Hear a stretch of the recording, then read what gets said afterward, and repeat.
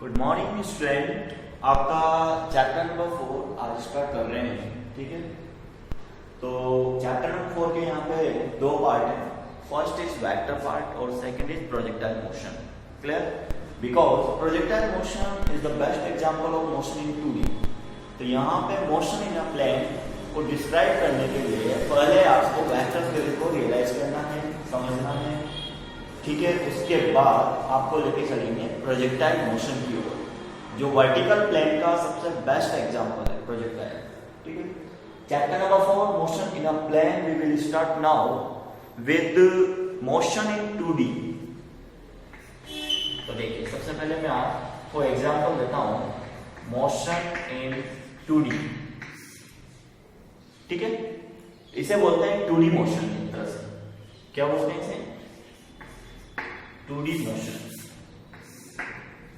देखिए, अब 2D motion का जो मीनिंग है या 2D मोशन का जो बेस्ट एग्जांपल है वो क्या है? देखिए, first of all coordinate change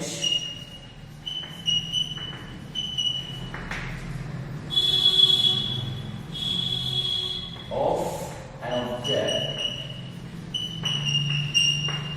coordinate change of an object with reference to time in two axes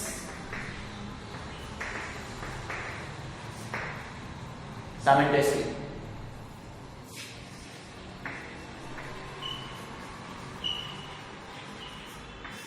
Clear? At a time, a coordinate changed by an object in two order. कितने order पे? To order पे। Let me start. Just suppose यहां पर कोई floor है, that is the ground floor. Clear? देखिए, ये यहां पे ग्राउंड फ्लोर का मैंने डायग्राम बनाया है और इस ग्राउंड फ्लोर पर कोई भी टॉय कार है। जैसे मान लो आपके पास टॉय कार है जिसमें रिमोट से स्टार्ट होती है।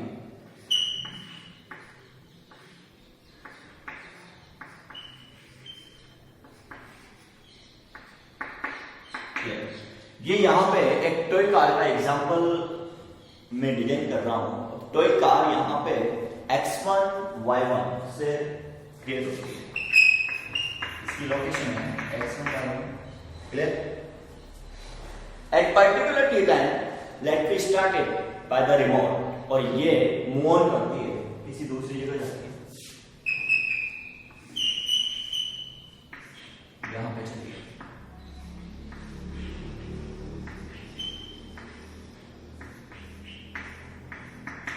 ठीक है, ये इसकी लोकेशन है x2, y2। बताइए क्या पोजीशन मिली? यहां पर सबसे पहले ये कंप्लीट हुआ है कि a toy car changes its coordinate x and y with reference to time at that instant, उसी टाइम पर, ठीक है।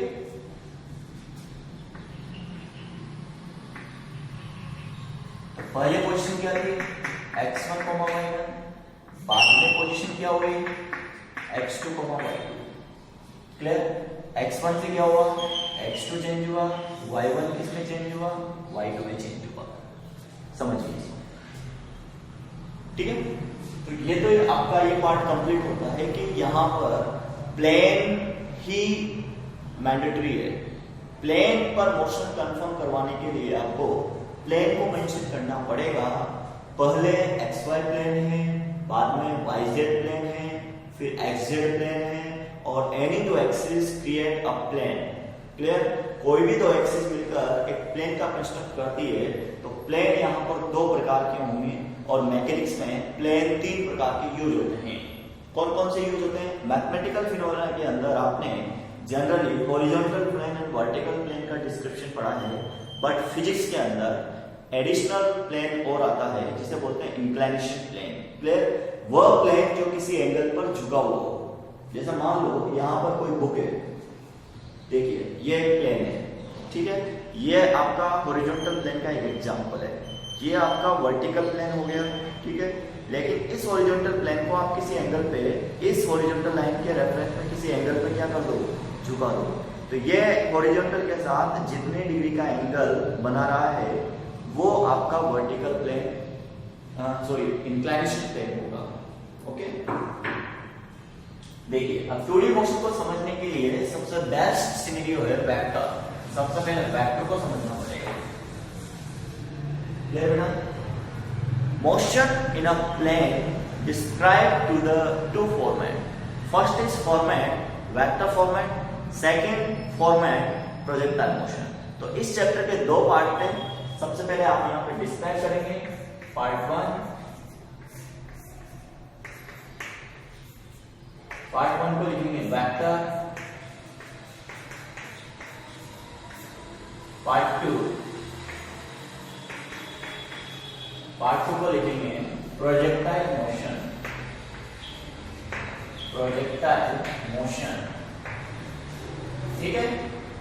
और बाद में मैं आपको रिलेटिव मोशन पढ़ाऊंगा, जो चैप्टर नंबर 3, चैप्टर नंबर 4 का एक मिक्स टॉपिक है।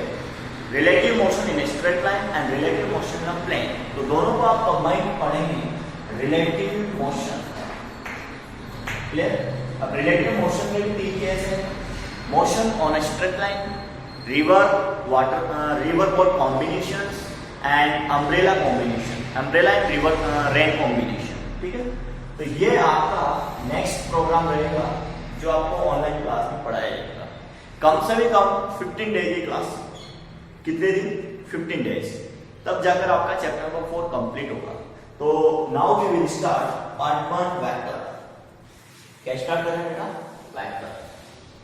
देखिए अब मेरी बात ध्यान से सुनिए। चैप्टर नंबर 1 के अंदर आपने फिजिकल क्वांटिटीज को डिस्क्राइब किया।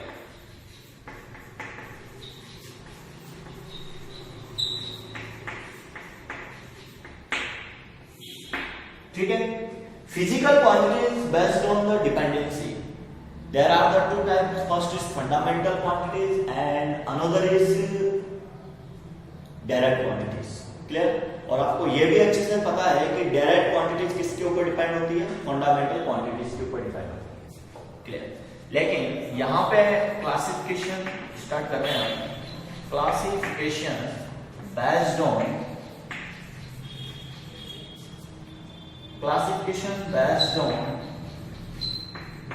Direction. Clear? Classification based on direction, इसका मीनिंग है कि there are the 3 type of physical quantities. First is scalar quantities,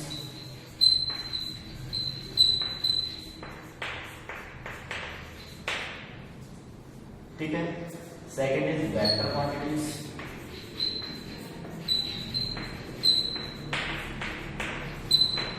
और third is tensor quantities।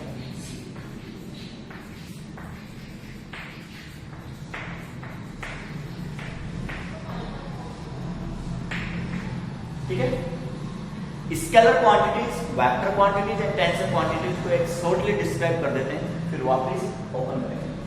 देखिए बेटा, ये वो क्वांटिटी होती है जिसमें केवल ओनली मैग्नीट्यूड की रिक्वायरमेंट, ओनली मैग्नीट्यूड होता है, डायरेक्शन की रिक्वायरमेंट नहीं होती। क्लियर? तो ये फिजिकल क्वांटिटीज के दो मोस्ट इंपोर्टेंट रूल है। पहला rule, it is belongs to only magnitude. पहला किससे रिलेटेड होगा?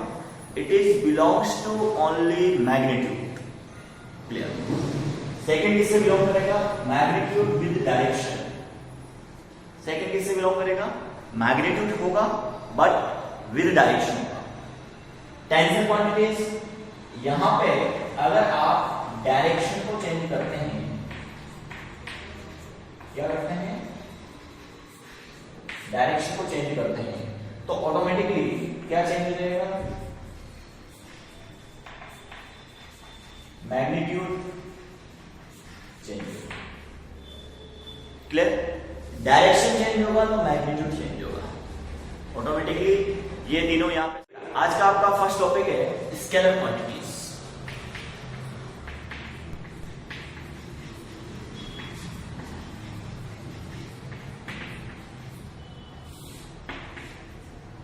क्लियर? स्केलर क्वांटिटी क्या होता है? सबसे पहले इसको डिस्क्राइब करते हैं। एक ऐसी quantities which is related to the only magnitude, it is not required to mandatory direction for explanation of it. Clear? इसमें सेकंड पॉइंट है, स्केलर क्वांटिटीज वो क्वांटिटीज होती है जो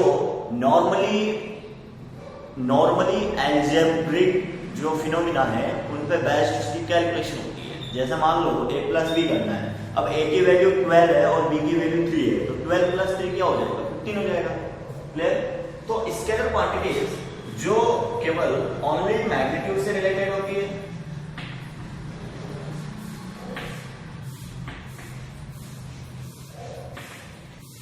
ओनली किससे रिलेटेड होती है? मैग्नीट्यूड से। Not required to the direction, direction की यहां पे कोई रिक्वायरमेंट नहीं है। क्लियर? तो स्केलर क्वांटिटीज केवल मैग्नीट्यूड से रिलेटेड होती है, not required to any direction. और साथ में एडिशनल पॉइंट और नोट कीजिए आप, देखिए क्या पॉइंट है बेटा? इट इज ओबे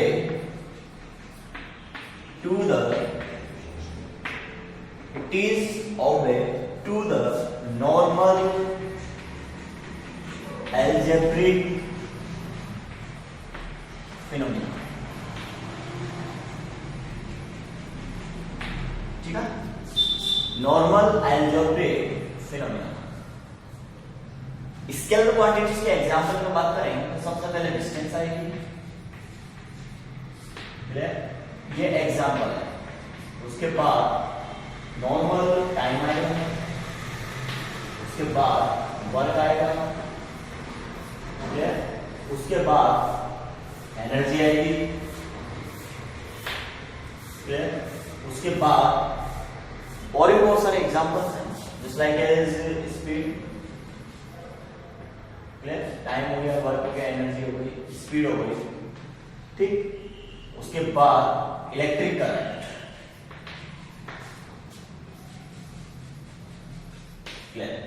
अब यहां पे सबसे कॉमन मोस्ट इंपॉर्टेंट एग्जांपल है जो क्वेश्चन पूछा जाता है कि इलेक्ट्रिक करंट स्केलर होती है, वेक्टर होती है। जनरली आप जब पढ़ते हैं 10th क्लास में, आप ये बोलते हैं A to B, the current flow in wire from A to B। Clear? जो 10th क्लास में पढ़ के आते हैं स्टूडेंट, तो उनके दिमाग में ये कॉन्सेप्ट रहता है कि current have related with direction, और आप यहां बता रहे हैं रिक्वायर्ड टू नॉट डायरेक्शन। यहां पे कोई डायरेक्शन की रिक्वायरमेंट नहीं है। क्लियर? A to B जाना है, A to B जाना है, करंट का इधर जाना है, करंट डायरेक्शन रखती है। फिर why we can say that the electric current is scalar? ऐसा क्यों? यही तो क्वेश्चन है, यही तो फिजिक्स है बेटा, कि जो है वो उसमें क्यों नहीं है, वो दूसरे में क्यों है, यही समझाना है। तो इसका एक बेसिक एग्जांपल है कि अगर ये बी जंक्शन पे आने के बाद किसी दो वायर में ब्रेक हो गई, तो ये I1 और ये I2 हो जाएगा। इसका वैल्यू होगा 10 एम्पियर, इसका वैल्यू हो जाएगा 8 एम्पियर और इसका वैल्यू हो जाएगा 2 एम्पियर। क्लियर?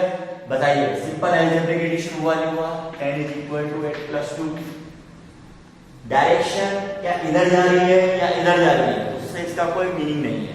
मैं चाहूं तो इसको क्या कर दूं? 2 एम्पियर कर दूं।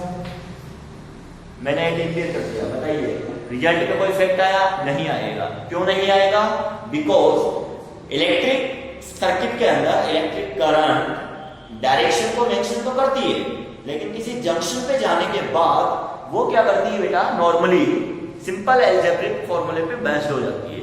तो कैसियर 12th क्लास के अंदर एक रूल है, किरचॉफ्स करंट लॉ, वो ये कहता है कि आने वाले इज इक्वल टू जाने वाले। इसका मतलब क्या है? इस जंक्शन पे जितनी भी समेशन ऑफ करंट इनकमिंग है वो समेशन ऑफ करंट आउटगोइंग के इक्विवेलेंट होगी। It means is it clear that आने वाली करंट का एडिशन इक्वल टू जाने वाली करंट का एडिशन। क्लियर? अगर आपको यहाँ बता दिया जाए कि ये 10 एम्पियर था और ये I1 2 एम्पियर है, what is the value of I2? तो I2 को आप कोरिलेट कर सकते हैं। यहाँ पे ये I2 होगा, I2 की वैल्यू हो जाएगी 10 - 2, दैट इज द 8 एम्पियर।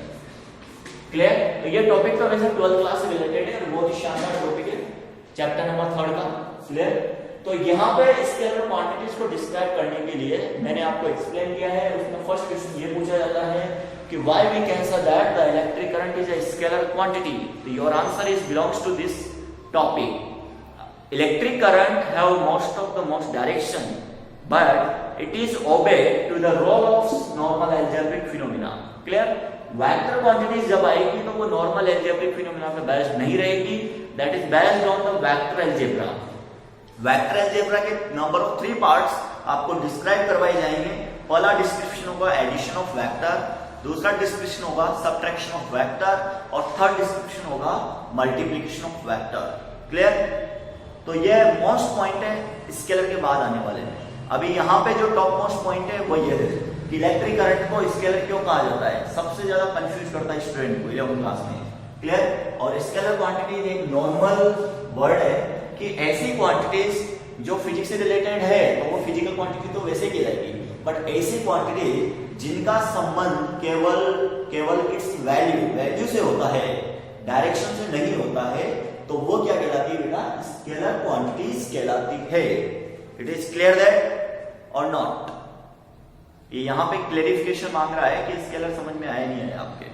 अगर आपका माइंड क्लियर है तो बस ध्यान रखना कि दिशा से यहां किसी को कोई लेना देना नहीं। क्लियर? दिशा से यहां किसी का कोई संबंध नहीं, संबंध है तो केवल अपने आप से। कितनी वैल्यू है अपनी का, कितनी वैल्यू है, कितना मैग्नीट्यूड है, केवल उससे रिलेशन रखना है। All type of fundamental quantity, next point भी सुन लीजिए। All type of fundamental quantities are scalar.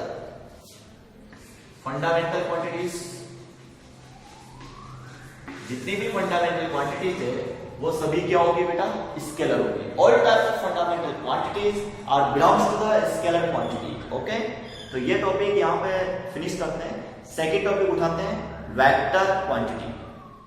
आपका जो नेक्स्ट पार्ट है वेक्टर क्वांटिटी को डिस्क्राइब करते हैं।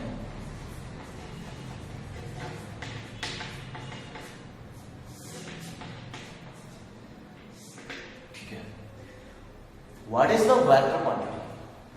क्लियर? वेक्टर क्वांटिटी होता क्या है, सबसे पहले इसको समझेंगे, क्योंकि अभी मैंने थोड़ी देर पहले आपको स्केलर डिस्क्राइब किया है और स्केलर में साफ क्लियर वर्ड में बात बताई है कि यहां पे डायरेक्शन की कोई इंपॉर्टेंस नहीं। ओके, चलो लेट वी स्टार्ट। एक ऐसी क्वांटिटीज जो related to magnitude as well as direction,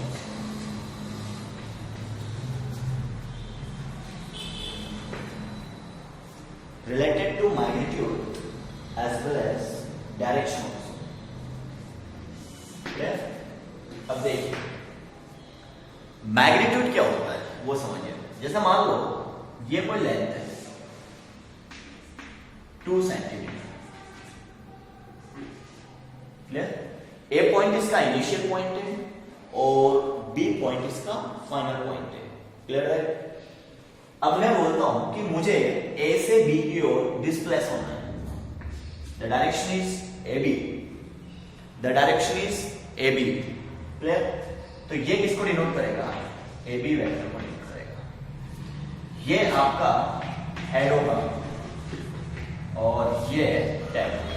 ये वेक्टर की टेल है और ये वेक्टर का हेड है।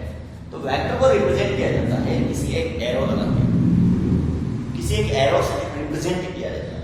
इसका मैग्नीट्यूड कितना होगा? इस पॉइंट से इस पॉइंट के बीच की जो लेंथ है, length of the line is belongs to the magnitude of this vector. Clear? अभी कोई ये बोलते हैं कि सर हम इस फोर्स लाइन को, फोर्स वेक्टर को रिप्रेजेंट कर रहे हैं। क्लियर? और यहाँ पे डिस्क्राइब है 1 centimetre is equal to 10 metre और मैंने ये 3 सेंटीमीटर की लाइन डिस्क्राइब कर दी। तो ऑटोमेटिकली जहां पे 1 सेंटीमीटर लाइन केवल 10 मीटर को रिप्रेजेंट कर रहा है, वहां पे मैंने 3 सेंटीमीटर लाइन ड्रॉ कर दिया। इसका मतलब क्या हुआ? That is 30 metre. Clear? 30 newton का तो क्या हो गया? मैग्नीट्यूड हो गया। अगर सपोज ये एक्स एक्सिस में लिखा हुआ है, एक्स एक्सिस डायरेक्शन में है, तो एक्स एक्सिस को डिस्क्राइब करने के लिए यूनिट वेक्टर होता है जो आगे डिस्क्राइब होगा, उसमें मैंने उसको आई कैप दे दिया। क्या लगा दिया बेटा वहां पे? आई कैप लगा दिया। It means you can say that this is the most common thing, a vector represent to its magnitude, length of the vector, clear? और direction always mandatory condition, direction इसमें always होगी, ये ध्यान रखना।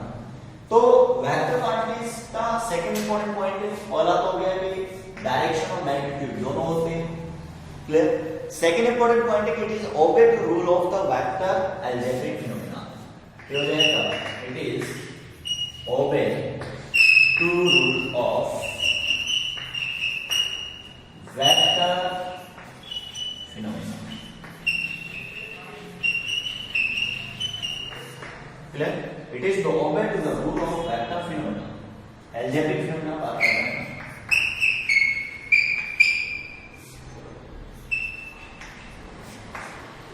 clear? यहाँ पे ये इंपॉर्टेंट पॉइंट है, वहां पे स्केलर क्वांटिटीज के अंदर जो third most of the most common point था कि all fundamental quantities are belongs to the scalar. यहां ऐसा नहीं है। डायरेक्ट क्वांटिटीज जो होती है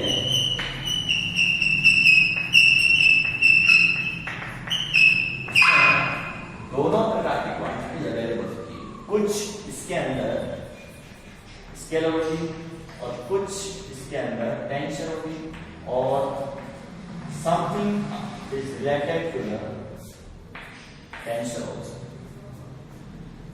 clear? पहला है इसमें स्केलर क्वांटिटी, दूसरा इसमें वेक्टर क्वांटिटी, तीसरा इसमें टेंसर क्वांटिटी, क्लियर है? तो डायरेक्ट क्वांटिटीज में सभी तरह के एग्जांपल आ सकते हैं।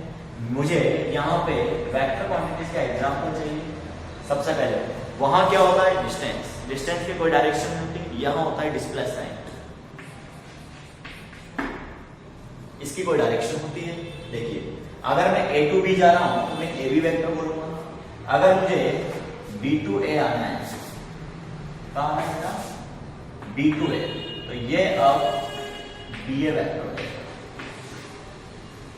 क्लियर? क्या हो जाएगा? BA vector.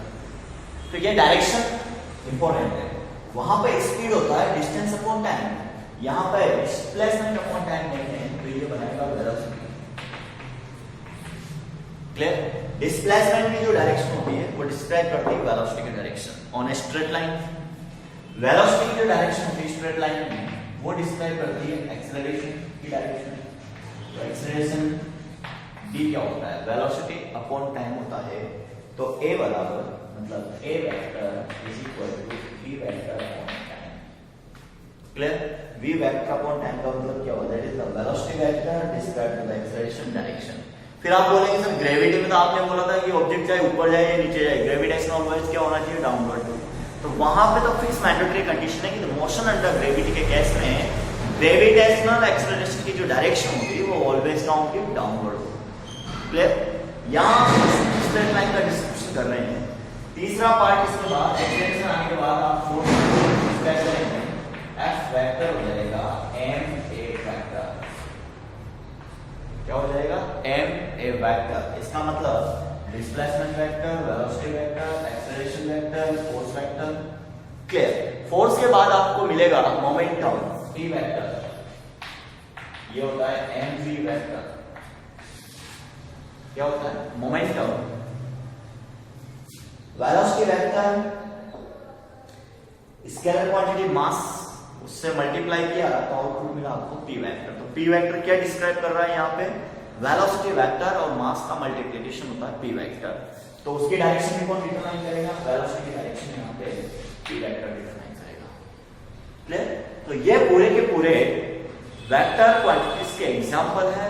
वेक्टर एक फिजिक्स के अंदर बहुत बड़ा इंपॉर्टेंट रोल प्ले करता है, और ये अगर आपके अच्छे से समझ में आ गया तो फिजिक्स में डायरेक्शन का जो गेम है वो डायरेक्शन का गेम आपको इजीली समझ में आ जाएगा। All type of force, all type of electric field, all type of electric potential, all type of momentum, all type of torque, all type of any other vector quantities, numericals, most based on vector phenomena, addition or subtraction and multiplications। तो ये जो word दिखाया मैंने, vector algebraic phenomena, that is the most important role. Clear? ये तीन चीजें आगे की क्लासों में आएगी, आपको अच्छे से समझना है। सबसे पहले मैं आपको यहाँ बता देता हूँ कि कोऑर्डिनेट सिस्टम जो मैथमेटिक्स के अंदर पढ़ाया जाता है वो एक इंपॉर्टेंट रोल प्ले करता है यहाँ पे।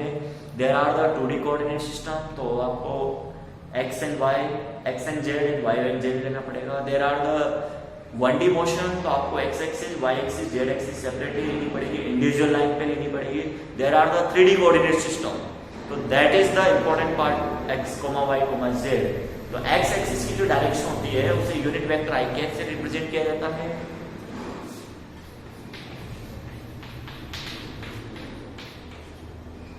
y एक्सिस की जो डायरेक्शन होती है उसे j कैप से डिनोट किया जाता है, और z एक्सिस की डायरेक्शन होती है उसे k कैप से डिस्क्राइब किया जाता है। मोस्ट कॉमन पॉइंट है, ध्यान रखना, i cap, j cap, k cap, जिस प्रकार आप x, y, z को डिनोट करते हैं एज वेल एज आपको i cap, j cap, k cap को डिनोट करना है। क्लियर?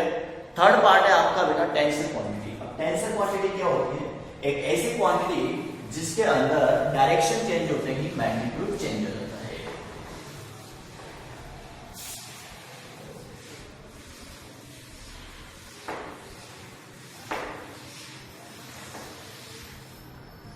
देखिए इंपॉर्टेंट रोल है यहाँ पे, ध्यान रखना, टेंसर क्वांटिटी।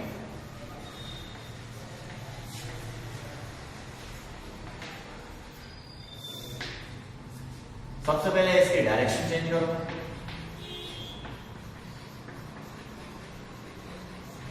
और डायरेक्शन चेंज करते हैं आप, क्या चेंज होगा यहाँ पे? मैग्नीट्यूड चेंज होगा।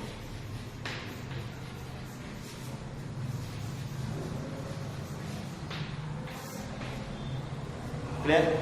सबसे फिजिक्स के अंदर सबसे बेस्ट एग्जांपल होता है इसका मोमेंट ऑफ इनर्शिया।